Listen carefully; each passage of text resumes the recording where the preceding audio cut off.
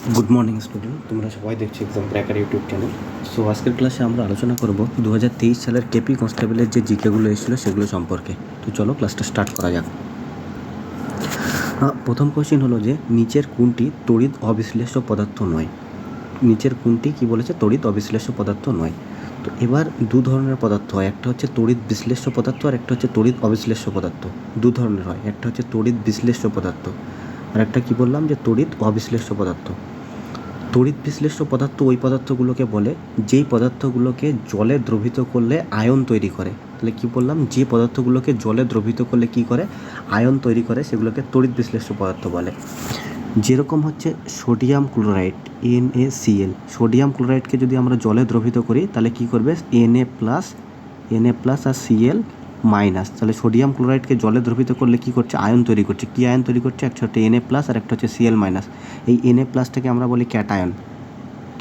Na+টাকে আমরা কি বলি, ক্যাটায়ন, আর Cl মাইনাসটাকে কি বলি, অ্যানায়ন। তাহলে যে পদার্থগুলো জলে দ্রবীভূত করলে কি করে, আয়ন তৈরি করে, সেই পদার্থগুলোকে আমরা তড়িৎ বিশ্লেষ্য পদার্থ বলি। তাহলে সোডিয়াম ক্লোরাইড একটা কি, তড়িৎ বিশ্লেষ্য পদার্থ। তাহলে সোডিয়াম ক্লোরাইড কী হবে, তড়িৎ অবিশ্লেষ্য পদার্থ হবে না। তাহলে এখানে উত্তর কী হবে, লবণের দ্রবণ। এই যে সোডিয়াম ক্লোরাইড, এই সোডিয়াম ক্লোরাইডটাই হচ্ছে লবণ, খাদ্য লবণ। যে লবণটা আমরা খাই সেটাকেই কেমিস্ট্রির ভাষায় কী বলে, সোডিয়াম ক্লোরাইড, NaCl। আর এই যে তড়িৎ বিশ্লেষ্য আর তড়িৎ তার মানে, আর ওই পদার্থগুলো যেগুলোকে জলে দ্রবীভূত করলে কী করে, কোনো আয়ন তৈরি করে না, সেগুলোকে তড়িৎ অবিশ্লেষ্য পদার্থ বলা হয়। আর তড়িৎ বিশ্লেষ্য পদার্থ যেরকম বললাম, সোডিয়াম ক্লোরাইড NaCl, এ কী করে, Na+ আর Cl মাইনাস আয়ন তৈরি করে, এটাকে ক্যাটায়ন বলে। Na+টাকে আর Cl মাইনাসটাকে অ্যানায়ন বলে।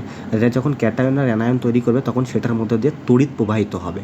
সেটার মধ্যে দিয়ে কী হয়, তড়িৎ প্রবাহিত হয়। তার মানে তড়িৎ বিশ্লেষ্য পদার্থ ওই পদার্থগুলোকে বলে যেগুলোকে জলের মধ্যে দ্রবীভূত করলে আয়ন তৈরি করে, আর আয়ন তৈরি হলে কী হবে, ওটার মধ্যে দিয়ে তড়িৎ প্রবাহিত হতে পারবে। তাহলে এদের মধ্যে কোনটা তড়িৎ অবিশ্লেষ্য পদার্থ নয়, লবণের দ্রবণ। কেন, লবণের দ্রবণ হচ্ছে তড়িৎ বিশ্লেষ্য পদার্থ। চলো পরের কোশ্চেনে যাওয়া যাক।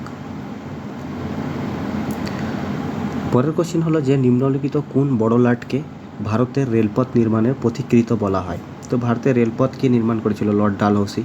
তো তাকেই কি বলা হয়, হচ্ছে ভারতের রেলপথ নির্মাণের পথিকৃৎ। এবার কোশ্চেন আসবে যে ভারতের রেলপথ কবে নির্মাণ করা হয়েছিল। তোমরা কি বলবে, 16 এপ্রিল, 16 এপ্রিল 1853 সালে। যদি বলে ভারতের প্রথম রেলপথ কবে নির্মাণ করা হয়েছিল, ভারতের রেলপথ মানে প্রথম রেল কবে চলেছিল, কি বলবে, 16 এপ্রিল 1853 সালে। আর সেটা কি কার টাইমে চলেছিল, লর্ড ডালহৌসির টাইমে। আর যদি বলে সেই ট্রেনটা কোথা থেকে কোথায় চলেছিল, কি বলবে, বম্বে টু থানে, বম্বে টু থানে। আর যদি বলে কত কিলোমিটার চলেছিল, তাহলে কি বলবে, 34 কিলোমিটার। তাহলে কি বললাম, যদি বলে ভারতের প্রথম রেল কবে চলেছে, 16 এপ্রিল 1853 সালে। কোথা থেকে কোথায় চলেছে, বম্বে থেকে থানে অবধি। কার টাইমে চলেছে, লর্ড ডালহৌসি। আর যদি বলে কত কিলোমিটার চলেছে, 34 কিলোমিটার। আর যেহেতু লর্ড ডালহৌসির টাইমে ভারতের প্রথম রেলপথ নির্মাণ হয়েছিল, সেই জন্য তাকে রেলপথ নির্মাণের পথিকৃৎ বলা হয়। এরপর কোশ্চিন আসে যে ভারতে প্রথম মেট্রো রেল কবে চালু হয়েছিল। তোমরা কি বলবে, 1984, 24 অক্টোবর 1984 ভারতের প্রথম মেট্রো চালু হয়েছিল। আর যদি বলে কোথায়, কি বলবে, কলকাতা। যদি বলে ভারতের প্রথম মেট্রো কোথায় চালু হয়েছিল, কি বলবে, কলকাতায় ভারতের প্রথম মেট্রো চালু হয়েছিল। আর যদি বলে কবে চালু হয়েছিল, 24 অক্টোবর 1984 সালে। এছাড়াও তোমরা এখানে অপশনের মধ্যে আরেকটা নাম দেখছো, লর্ড মায়ো। লর্ড মায়োদের একটা খুব ইম্পর্টেন্ট কোশ্চেন আছে, সেটা হলো যদি বলে ভারতের প্রথম আদমশুমারি কবে হয়েছিল, 1872 সালে। যদি বলে ভারতের প্রথম আদমশুমারি কবে হয়েছে, 1872 সালে। সেই সময় গভর্নর জেনারেল কে ছিল, তোমরা কি বলবে, লর্ড মায়ো। সেই সময় গভর্নর জেনারেল মানে ভাইসরয় কে ছিল, লর্ড মায়ো। যদি বলে ভারতের প্রথম আদমশুমারি কবে হয়েছিল, 1872 সালে। ভারতের প্রথম আদমশুমারি হয়েছিল 1872 সালে। আর সেই টাইমে যদি বলে ভাইসরয় কে ছিল, তোমরা কি বলবে, লর্ড মায়ো। এছাড়াও লর্ড মায়োদের আর একটা ইম্পর্টেন্ট কোশ্চেন আছে যে লর্ড মায়োকে কোথায় হত্যা করা হয়েছিল। যদি বলে লর্ড মায়োকে কোথায় হত্যা করা হয়েছিল, কি বলবে, আন্দামান নিকোবর। যদি বলে লর্ড মায়োকে কোথায় হত্যা করা হয়েছিল, কি বলবে, আন্দামান নিকোবর। আর যদি বলে লর্ড মায়োকে কে হত্যা করেছিল, শের আলী আফ্রিদি। কি বলবে, শের আলী আফ্রিদি। তাহলে কি বললাম যে ভারতের প্রথম আদমশুমারি কবে হয়েছে, 1872 সালে। কার টাইমে, লর্ড মায়ো। আর লর্ড মায়ো দিয়ে আর কি কোশ্চেন আছে, যদি বলে লর্ড মায়োকে কোথায় হত্যা করা হয়েছিল, তোমরা কি বলে, লর্ড মায়োকে হত্যা করা হয়েছিল আন্দামান নিকোবরে। আর লর্ড মায়োকে কে হত্যা করেছিল, শের আলী আফ্রিদি বলে একজন পাঠান কি করেছিলেন, লর্ড মায়োকে হত্যা করেছিলেন। এছাড়াও তোমরা এই অপশনের মধ্যে আরেকটা দেখছো লর্ড কার্জন। লর্ড কার্জন কী হয়েছিল? লর্ড কার্জনের টাইমে 1905 সালে বঙ্গভঙ্গ হয়েছিল, মানে বাংলাকে বিভক্ত করা হয়েছিল। বঙ্গভঙ্গ, বাংলাকে কী করা হয়েছিল? বিভক্ত করা হয়েছিল। যদি বলে বঙ্গভঙ্গ কবে হয়েছে, তোমরা কি বলবে? 1905 সালে বঙ্গভঙ্গ হয়েছে। আর কার সময় হয়েছে? লর্ড কার্জনের সময়। এছাড়াও লর্ড কার্জন দিয়ে আরেকটা ইম্পর্টেন্ট কোশ্চিন আছে, যদি বলে বিশ্ববিদ্যালয় আইন। যদি বলে বিশ্ববিদ্যালয় আইন কবে এসেছিল, কি বলবে? 1904 সালে। যদি বলে বিশ্ববিদ্যালয় আইন, যদি বলে বিশ্ববিদ্যালয় আইন, বিশ্ববিদ্যালয়গুলোতে মানে পড়াশোনার প্রসেসটাকে ঠিক করার জন্যে, যদি বলে বিশ্ববিদ্যালয় আইন কবে এসে? 1904 সালে। আর যদি বলে কার টাইমে এসেছিল? Lord Curzon. তাহলে যদি বলে বিশ্ববিদ্যালয় আইন কবে এসে? 1904 সালে। আর যদি বলে এই বিশ্ববিদ্যালয় আইন কবে মানে কার টাইমে এসে? Lord Curzon. এছাড়াও তোমরা এখানে আরেকটা অপশন দেখছো, লর্ড কর্নওয়ালিস, খুব ইম্পর্টেন্ট। যদি বলে চিরস্থায়ী বন্দোবস্ত কার সময় হয়েছিল, চিরস্থায়ী বন্দোবস্ত কে করেছিলেন? চিরস্থায়ী বন্দোবস্ত কার সময় হয়েছে বা চিরস্থায়ী বন্দোবস্ত কে করেছিলেন? Lord Cornwallis. কবে? 1793 সালে। যদি বলে চিরস্থায়ী বন্দোবস্ত কে করিয়েছে বা কার সময় হয়েছিল, বলবে চিরস্থায়ী বন্দোবস্ত করিয়েছিল লর্ড কর্নওয়ালিস। কবে? 1793 সালে। এছাড়াও আরেকটা কোশ্চিন আছে লর্ড কর্নওয়ালিস দিয়ে, যে সূর্যাস্ত আইন, যে সূর্যাস্ত আইন কার সময় হয়েছিল বা সূর্যাস্ত আইন কে নিয়েছিল, কি বলবে? Lord Cornwallis. তাহলে কি বললাম যে চিরস্থায়ী বন্দোবস্ত কে নিয়েছে, কে নিয়ে এসেছিল, তোমরা কি বলবে? Lord Cornwallis. বা চিরস্থায়ী বন্দোবস্ত কার সময় এসছে? Lord Cornwallis. যদি বলে কত সালে? 1793 সালে। আর একটা কি বললাম যে সূর্যাস্ত আইন, যদি বলে সূর্যাস্ত আইন কার সময় এসছে, কি বলবে? Lord Cornwallis. এছাড়াও তোমরা যে লর্ড ডালহৌসি দেখছো, লর্ড ডালহৌসি দিয়ে আর দুটো ইম্পর্টেন্ট কোশ্চেন আছে। একটা হচ্ছে যে বিধবা বিবাহ আইন কার সময় এসেছিল। যদি বলে বিধবা বিবাহ, যদি বলে বিধবা বিবাহ আইন কার সময় এসেছিল, তোমরা কি বলবে? বিধবা বিবাহ আইন এসেছে লর্ড ডালহৌসির টাইমে। বিধবা বিবাহ, যদি বলে বিধবা বিবাহ আইন কার সময় এসছে, বিধবা বিবাহ আইন এসছে লর্ড ডালহৌসির টাইমে। আর যদি বলে কত সালে? 1856। যদি বলে এই যে বিধবা বিবাহ আইন দেখছো, বিধবা বিবাহ আইন কার সময় এসছে? লর্ড ডালহৌসি। আর যদি বলে কত সালে এসছে? 1856 সালে। তাহলে বিধবা বিবাহ আইন এসছে 1856 সালে লর্ড ডালহৌসির টাইমে। আর এই বিধবা বিবাহ আইন আনার জন্য একজন ভারতীয় সাহায্য করেছিলেন, তার নাম কি? একজন ভারতীয় সাহায্য করেছিলেন লর্ড ডালহৌসিকে, তার নাম কি? ঈশ্বরচন্দ্র বিদ্যাসাগর। ঈশ্বরচন্দ্র বিদ্যাসাগর। তাহলে যদি বলে বিধবা বিবাহ আইন কবে এসে, কি বলবে? 1856 সালে। কার সময় এসছে? লর্ড ডালহৌসি। আর যদি বলে এই বিধবা বিবাহ আইন আনার জন্য কোন ভারতীয় সাহায্য করেছিলেন? ঈশ্বরচন্দ্র বিদ্যাসাগর। চলো পরের কোশ্চেনে যাওয়া যাক। পরের কোশ্চেন হলো যে 1885 সালে কংগ্রেসের প্রথম অধিবেশন নিম্নোক্ত কোন শহরে অনুষ্ঠিত হয়েছিল? তো এর আগে আরেকটা কোশ্চেন আছে যে কংগ্রেস কবে তৈরি হয়েছিল, ভারতের জাতীয় কংগ্রেস, কি বলবে? 1885 সালে। যদি বলে ভারতের জাতীয় কংগ্রেস কবে তৈরি হয়েছে? 1885 সালে। ভারতের জাতীয় কংগ্রেস, যদি বলে ভারতের জাতীয় কংগ্রেস কবে তৈরি হয়েছে? 1885 সালে। ভারতের জাতীয় কংগ্রেস কবে তৈরি হয়েছে? 1885 সালে। আর যদি বলে এই ভারতের জাতীয় কংগ্রেস কে তৈরি করেছিল, কি বলবে? A.O. হিউম। কি বলবে? A.O. হিউম। তাহলে যদি বলে ভারতের জাতীয় কংগ্রেস কে তৈরি করেছে, কি বলবে? A.O. হিউম ভারতের জাতীয় কংগ্রেস তৈরি করেছে। আর যদি বলে ভারতের জাতীয় কংগ্রেস কবে তৈরি হয়েছিল? 1885 সালে। খুব ইম্পর্টেন্ট কোশ্চেন। এবার কোশ্চেন আসে যে 1885 সালে এই যে ভারতের জাতীয় কংগ্রেস তৈরি হয়েছিল, এটা কোথায় তৈরি হয়েছিল? 1885 সালে ভারতের যে জাতীয় কংগ্রেস তৈরি হয়েছিল, এটা কোথায় তৈরি হয়েছিল? বোম্বেতে। ভারতের জাতীয় কংগ্রেস কবে তৈরি হয়েছে? 1885 সালে। কে তৈরি করেছে? A.O. হিউম। যদি বলে কোথায় তৈরি হয়েছিল? বোম্বেতে। আর স্পেসিফিক যদি বলে যে বোম্বের কোথায় তৈরি হয়েছিল, কি বলবে? গোকুল দাস তেজপাত সংস্কৃত কলেজ। গোকুল দাস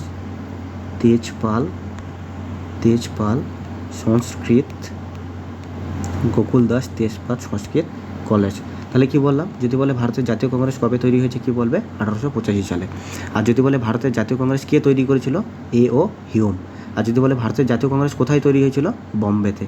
আর যদি বলে বোম্বের কোথায় তৈরি হয়েছিল, তাহলে কি বলবে? গোকুল দাস তেজপাল সংস্কৃত কলেজ।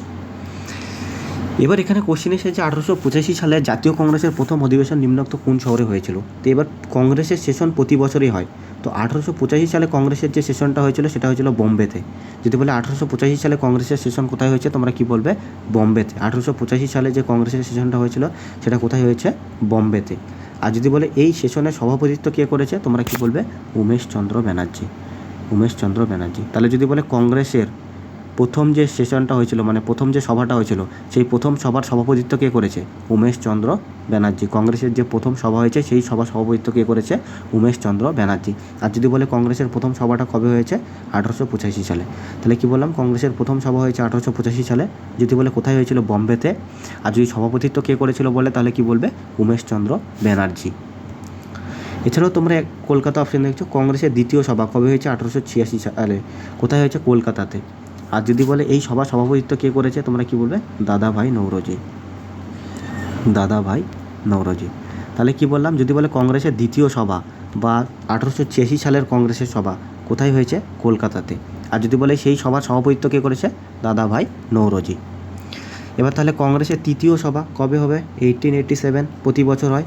কোথায় হয়েছে? মাদ্রাজে। যদি বলে কংগ্রেসের থার্ড সভা বা 1887 সালে কংগ্রেসের যে সভা হয়েছিল সেটা কোথায় হয়েছিল? মাদ্রাজে। আর যদি বলে এই সভার সভাপতিত্ব কে করেছে, তোমরা কি বলবে? বদরুদ্দিন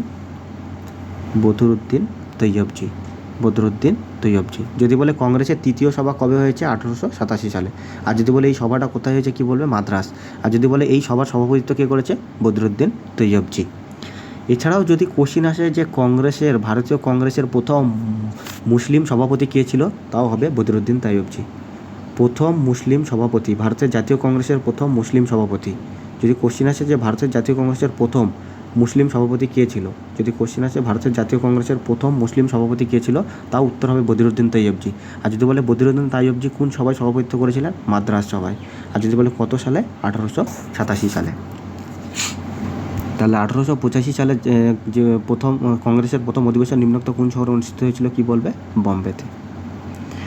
এছাড়াও আর একটা ইম্পর্টেন্ট কোশ্চিন আছে, কংগ্রেসের কোন সভায় আমাদের যে জাতীয় গান প্রথম গাওয়া হয়েছিল? আমাদের জাতীয় গান কি? বন্দে মাতরম। যদি বলে আমাদের জাতীয় গান কি? বন্দে মাতরম। এই যে আমাদের জাতীয় গান বন্দে মাতরম, আমাদের জাতীয় গান হচ্ছে বন্দে মাতরম। এই যে আমাদের জাতীয় গান বন্দে মাতরম কংগ্রেসের কোন সভায় প্রথম গাওয়া হয়েছিল? কি বলবে? 1896 সালে কলকাতা সভা। খুব ইম্পর্টেন্ট কোশ্চেন। আমাদের জাতীয় গান কি? বন্দে মাতরম। আমাদের জাতীয় গান কংগ্রেসের কোন সভায় প্রথম গাওয়া হয়েছিল? কলকাতা সভায়। কবে? 1896 সালে। আর যদি বলে ওই সভায় সভাপতিত্ব কে করেছে, কি বলবে? রহমতুল্লাহ সায়নী।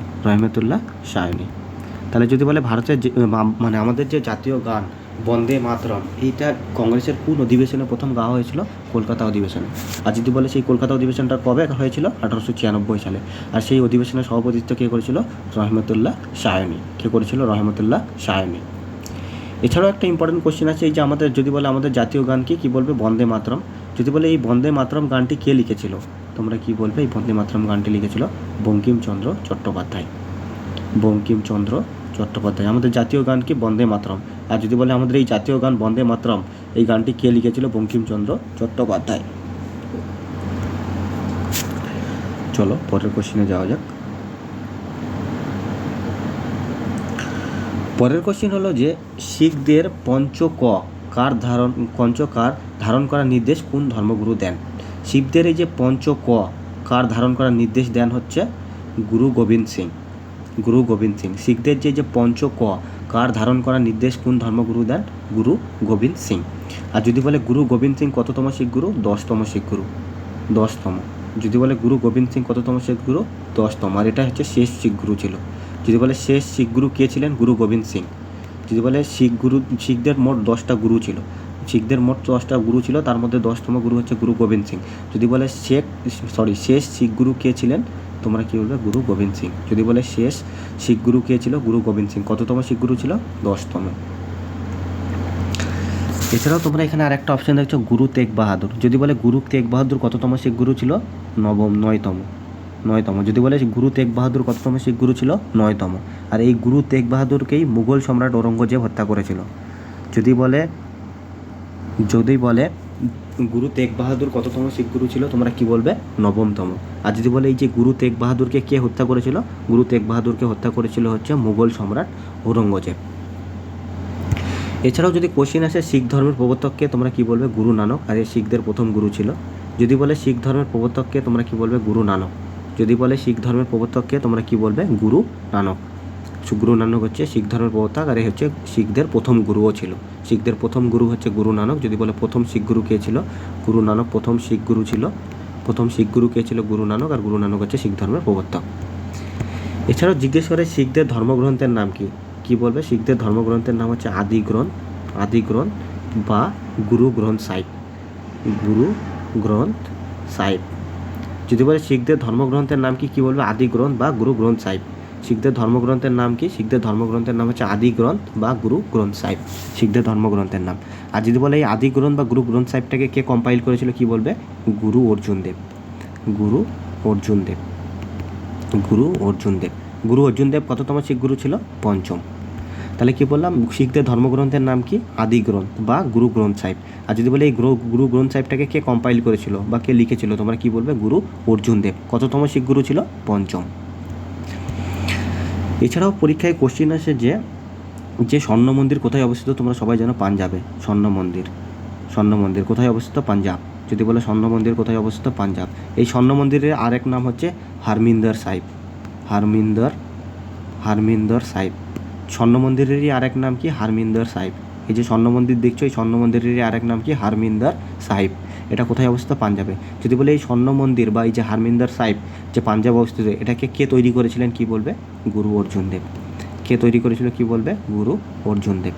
তাহলে গুরু অর্জুন দেব কী করছে? আদি গ্রন্থ বা গুরু গ্রন্থ সাহিব, যেটা শিখদের ধর্মগ্রন্থ, সেটাকে কম্পাইল করেছিল। আর যে পাঞ্জাবে স্বর্ণ মন্দির আছে, যেটারই আরেক নাম হচ্ছে হারমিন্দর সাহিব, সেটাকে তৈরি করেছিল হচ্ছে গুরু অর্জুন দেব। এছাড়াও মুঘল সম্রাট জাহাঙ্গীর কী করেছিল? এই অর্জুন দেবকে হত্যা করেছিল। যদি বলে এই যে পঞ্চম শিখ গুরু গুরু অর্জুন দেব, যদি বলে এই পঞ্চম শিখ গুরু গুরু অর্জুন দেবকে কে হত্যা করেছিল, তোমরা কী বলবে? জাহাঙ্গীর। মুঘল সম্রাট জাহাঙ্গীর কী করেছিল? পঞ্চম শিখ গুরু গুরু অর্জুন দেব কততম শিখ গুরু? পঞ্চম শিখ গুরু। এই পঞ্চম শিখ গুরুকে কে হত্যা করেছিল? মুঘল সম্রাট জাহাঙ্গীর। চলো পরের কোশ্চেনে যাওয়া যাক। পরের কোশ্চেন হলো যে পিটের ভারত শাসন আইন কত সালে পাস হয়? খুব ইম্পর্টেন্ট কোশ্চেন, 1784 সালে। যদি বলে পিটের ভারত শাসন আইন কবে পাস হয়, কি বলবে? 1784 সালে। পিটস ইন্ডিয়া অ্যাক্ট, পিটের ভারত শাসন আইন 1784 সালে। যদি বলে সেই টাইমে গভর্নর জেনারেল কে ছিল, কি বলবে? Warren Hastings.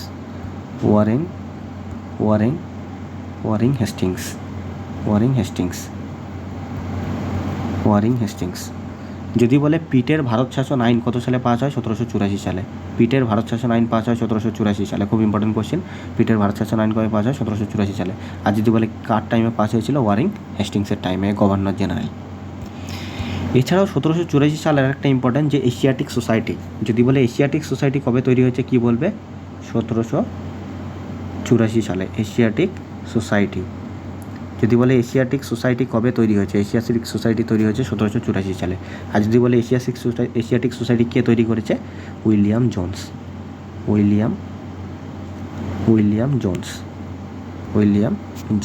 যদি বলে এশিয়াটিক সোসাইটি কে তৈরি করেছে, কি বলবে? William Jones. তাহলে কি বললাম? 1784 সালে পিটস ইন্ডিয়া অ্যাক্ট এসছে। আর কি বললাম? 1784 সালে কি তৈরি হয়েছে? Asiatic society. খুব ইম্পর্টেন্ট কোশ্চেন। যদি বলে এশিয়াটিক সোসাইটি কবে তৈরি হয়েছে? 1784 সালে। আর যদি বলে এশিয়াটিক সোসাইটি 1784 সালে কে তৈরি করেছিল?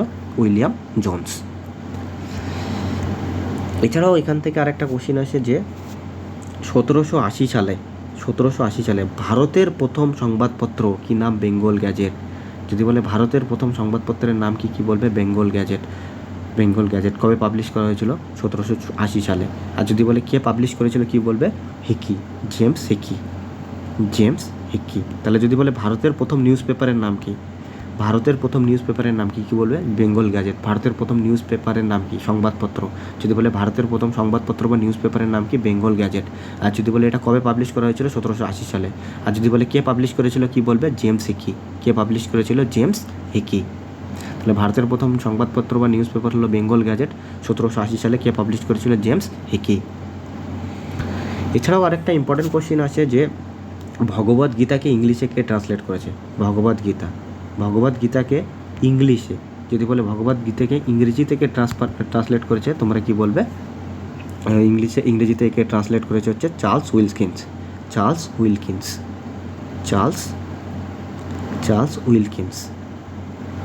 তাহলে ভগবদ গীতাকে ইংলিশে কে ট্রান্সলেট করেছে? Charles Wilkins. যদি বলে ভগবদ গীতাকে ইংলিশে কে ট্রান্সলেট করেছে, তোমরা কি বলবে? Charles Wilkins. ভগবদ গীতা তাকে ইংলিশে ট্রান্সলেট করেছে চার্লস উইলকিন্স। চলো পরের কোশ্চেনে যাওয়া যাক। পরের কোশ্চেন হলো যে এসআই পদ্ধতিতে তাপমাত্রার একক কি? যদি এসআই পদ্ধতিতে তাপমাত্রার একক জিজ্ঞেস করে, তাহলে তোমরা কি বলবে? কেলভিন। যদি বলে এসআই পদ্ধতিতে তাপমাত্রার একক কি, তোমরা কি বলবে কেলভিন। এসআই পদ্ধতিতে তাপমাত্রার একক হচ্ছে কেলভিন। খুব ইম্পর্টেন্ট কোশ্চেন। এছাড়াও কোশ্চিন আছে যে 0 degree Celsius equal to dash kelvin. যদি বলে 0 degree Celsius equal to dash kelvin, তোমরা কি বলবে 0 degree Celsius equal to 273 kelvin. খুব ইম্পর্টেন্ট। যদি বলে 0 degree Celsius equal to dash kelvin, তোমরা কি বলবে 0 degree Celsius equal to 273 kelvin. তারপরে কোশ্চেন জিজ্ঞেস করবে যে 100 degree Celsius equal to dash kelvin. এই 100টাকে জাস্ট 273-এর মধ্যে অ্যাড করে দাও, কত হবে 373। কি বলবে 373 কেলভিন। তাহলে কি বলবো 0 ডিগ্রি সেলসিয়াস ইকুয়াল টু কত কেলভিন, তোমরা কী করলে 0 degree Celsius equal to 273 kelvin. পরীক্ষায় বহুতবার এসছে। এবার যদি বলে 100 ডিগ্রি সেলসিয়াস ইকুয়াল টু কত কেলভিন, জাস্ট এর সাথে 100 অ্যাড করে দাও, 273-এর সাথে কত হবে 373 কেলভিন। এছাড়াও এখানে যে তোমরা দেখছো ফারেনহাইট আর সেলসিয়াস, ফারেনহাইট আর সেলসিয়াসের মধ্যে একটা সম্পর্ক আছে, সেটা হচ্ছে C/5 equal to F-32/9। C হচ্ছে সেলসিয়াস আর এফ হচ্ছে ফারেনহাইট। এবার কোনো স্কেলে সেলসিয়াসে যদি ভ্যালু 30 ডিগ্রি হয়, 30 ডিগ্রি সেলসিয়াস, তাহলে তার ফারেনহাইটে ভ্যালু কত হবে? তাহলে আমরা সেলসিয়াসের জায়গায় জাস্ট 30 পুট করে দেবো। 30/5 ইকুয়াল টু F-32/9। তাহলে এটা কত হবে, কাটলে 6, তাহলে 54, 6 এবং 54, 54 equal to F-32 equal to 54। তাহলে এফ ইকুয়াল টু কী হবে 54 + 32, 6 আর 5 86 ডিগ্রি।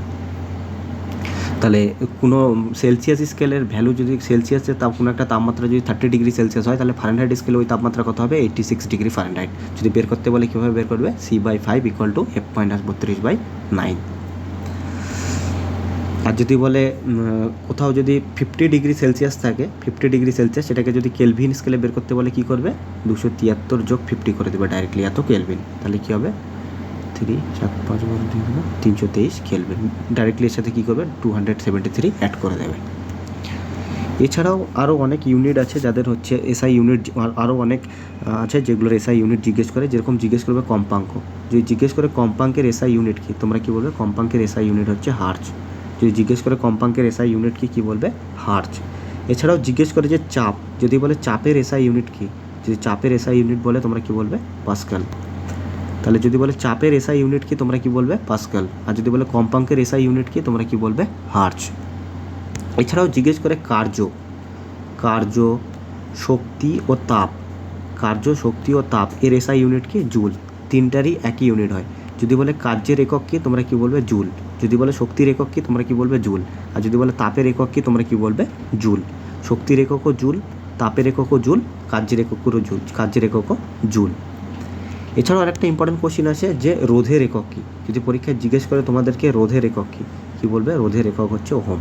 খুব ইম্পর্টেন্ট কোশ্চেন। যদি বলে রোধের একক কী, তোমরা কী বলবে ওহম। পরীক্ষায় কোশ্চেন আসে যে রোধের একক কী, যদি জিজ্ঞেস করে রোধের একক কী, তোমরা কী বলবে রোধের একক হচ্ছে ওহম। চলো পরের কোশ্চেনে যাওয়া যাক। পরের কোশ্চেন হলো যে ঝুলন্ত উপত্যকা নিম্নলিখিত কিসের দ্বারা সৃষ্ট ভূমিরূপের উদাহরণ। যদি ঝুলন্ত উপত্যকা, যেটাকে ইংলিশে বলে হ্যাঙ্গিং ভ্যালি, সেটা হচ্ছে হিমবাহের দ্বারা সৃষ্ট ভূমিরূপের উদাহরণ। যদি বলে ঝুলন্ত উপত্যকা কিসের দ্বারা, ঝুলন্ত উপত্যকা কিসের দ্বারা সৃষ্ট ভূমিরূপের উদাহরণ, তোমরা কি বলবে হিমবাহের দ্বারা সৃষ্ট ভূমিরূপের উদাহরণ। তো যে সমস্ত ভূমিরূপ হচ্ছে হিমবাহের দ্বারা তৈরি হয়, যে সমস্ত ভূমিরূপ কী হয় হিমবাহের ক্ষয়কার্যের ফলে তৈরি হয়, যে সমস্ত ভূমিরূপ হিমবাহের ক্ষয়কার্যের ফলে তৈরি হয়, সেগুলোকে আমরা কি বলি ঝুলন্ত উপত্যকা। পরীক্ষা এটাও কোশ্চেন আসতে পারে যে যে সমস্ত হচ্ছে ভূমিরূপ, যে সমস্ত ভূমিরূপ কী হয় হিমবাহের ক্ষয়কার্যের ফলে, যে সমস্ত ভূমিরূপ হিমবাহের ক্ষয়কার্যের ফলে তৈরি হয়, সেগুলোকে আমরা কি বলি ঝুলন্ত উপত্যকা। এছাড়াও এখানে আরেকটা দেখছো আগ্নেয়গিরি। পরীক্ষায় কোশ্চেন আসে যে ভারতের একমাত্র সক্রিয় আগ্নেয়গিরির নাম কি। খুব ইম্পর্টেন্ট কোশ্চেন। পরীক্ষায় কোশ্চেন আছে ভারতের একমাত্র সক্রিয় আগ্নেয়গিরি। যদি বলে ভারতের একমাত্র সক্রিয় আগ্নেয়গিরির নাম কি, ভারতের একমাত্র সক্রিয় আগ্নেয়গিরির নাম হচ্ছে ব্যারেন। খুব ইম্পর্টেন্ট কোশ্চেন। ব্যারেন হচ্ছে ভারতের একমাত্র সক্রিয় আগ্নেয়গিরি। আর যদি বলে এই ব্যারেনটা কোথায়, তোমরা কি বলবে আন্দামান আর নিকোবর দ্বীপপুঞ্জে। তাহলে ভারতের একমাত্র কী আগ্নেয়গিরি বললাম, সক্রিয় আগ্নেয়গিরি। যদি পরীক্ষায় কোশ্চেন আসে ভারতের একমাত্র সক্রিয় আগ্নেয়গিরির নাম কি, তোমরা কি বলবে ব্যারেন। এটা কোথায়, আন্দামান নিকোবরে।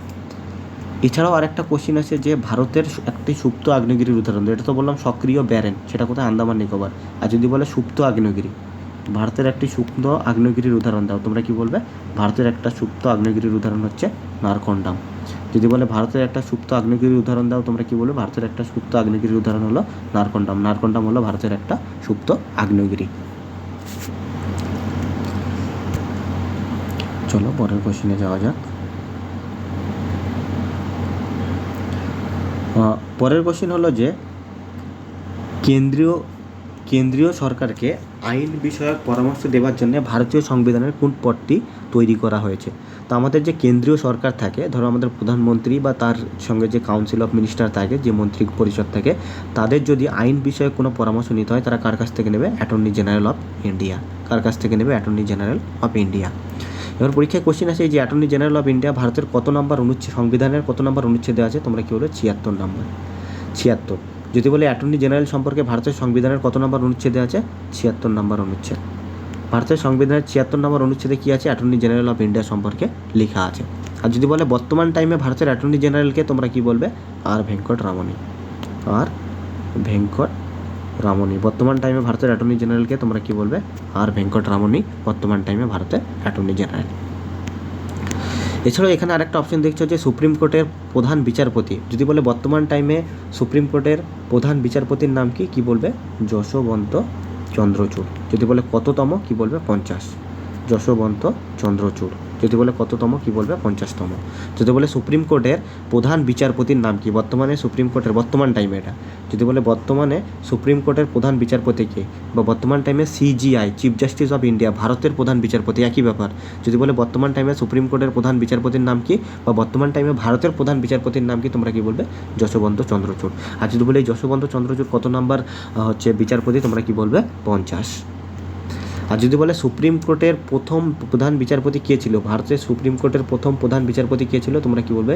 হীরালাল জে কানাইয়া। কি বলবে? হীরালাল জে কানাইয়া সুপ্রিম কোর্টের প্রথম প্রধান বিচারপতি ছিল। যদি বলে সুপ্রিম কোর্টের প্রথম প্রধান বিচারপতি কে ছিল, সুপ্রিম কোর্টের প্রথম প্রধান বিচারপতি ছিল হীরালাল জে কানাইয়া। এছাড়াও এখানে আরেকটা অপশন দেখছো লোকসভার স্পিকার। যদি বলে বর্তমান টাইমে আমাদের লোকসভার স্পিকারকে, কি বলবে? ওম বিড়লা। যদি বলে বর্তমান টাইমে আমাদের লোকসভার স্পিকারকে, ওম বিড়লা। বর্তমান টাইমে আমাদের লোকসভার স্পিকার হচ্ছে ওম বিড়লা। আর যদি বলে লোকসভার প্রথম স্পিকার কে ছিল, যদি বলে লোকসভার প্রথম স্পিকার কে ছিল, তোমরা কি বলবে? জি.ভি. মহাবালাঙ্কার। জি.ভি. মহাবালাঙ্কার। লোকসভার বর্তমান স্পিকারকে, লোকসভার বর্তমান স্পিকার বললে বলবে ওম বিড়লা। আর যদি বলে লোকসভার প্রথম স্পিকার কে ছিল, তাহলে কি বলবে? জি.ভি. মহাবালাঙ্কার হচ্ছে লোকসভার প্রথম স্পিকার ছিল। তো আজকের ক্লাসটা আমরা এখানেই শেষ করব। যদি ক্লাসটা তোমাদের ভালো লেগে থাকে অবশ্যই ভিডিওটাতে লাইক, কমেন্ট এবং শেয়ার করে দেবে এবং চ্যানেলটাকে সাবস্ক্রাইব করে নেবে। Thank you.